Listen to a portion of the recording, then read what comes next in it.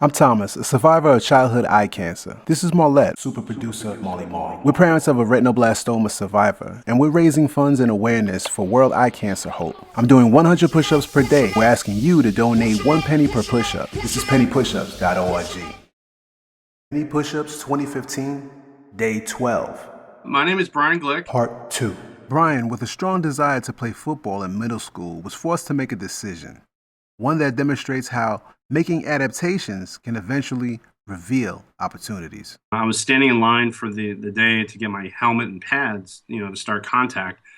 And all of a sudden, they take me out of the line. They say, you can't participate in contact sports. In New York State, they have a law saying anyone with a loss of a paired organ is not allowed to participate in contact sports. I could play golf or I could run. Well, I wasn't much of a runner. I really wasn't designed for running. I played golf for one season, but I still wanted to be part of the team. So I took on the role of manager. Part of being a manager was also grabbing the first aid kit. I would bring the first aid kit over, and the coaches kind of left it to me to take care of their wounds. And then it increased to ambulances on the side of the field. I helped one of the orthopedic surgeons put a shoulder back in on the side of the field. And I kind of took on the role of the student trainer. So I joined the volunteer fire department.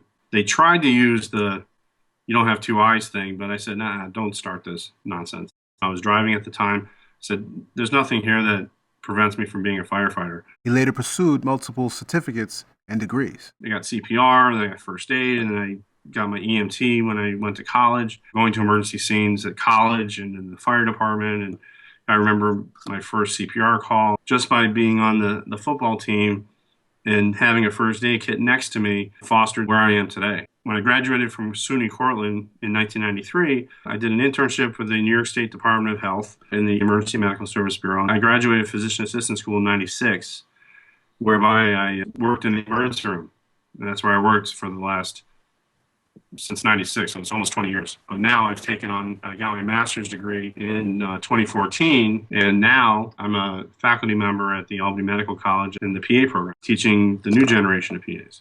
It's been kind of a nice big full circle. A career in medicine wasn't necessarily Brian's first love. I really wanted to be an Air Force pilot. I loved big jets. I was under the impression that flying was one of the few things that a person with monocular vision could not pursue. Well, that's not necessarily the case. He has his third-class pilot's license, which means he can't pilot commercially. But how cool is this? He was able to fly himself to an ocularist appointment for a new prosthetic. Flying an airplane's awesome. I love it. Brian and his wife, who's also a physician's assistant, have one daughter. Her name is Addison. She's 4 years old. She does not have retinoblastoma. She does not show any traits of it. We had her tested from CVS testing, which is chorionic villus sampling. Thank you, Brian, for choosing to share your story. You're an official member of the Penny Push-Ups team, supporting children with eye cancer, one push-up at a time.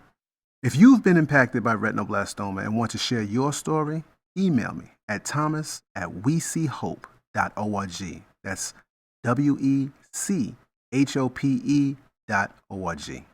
For everyone else, here's how you can be a part of the Penny Push-Ups team. Donate at pennypushups.org. Share the videos to help spread awareness.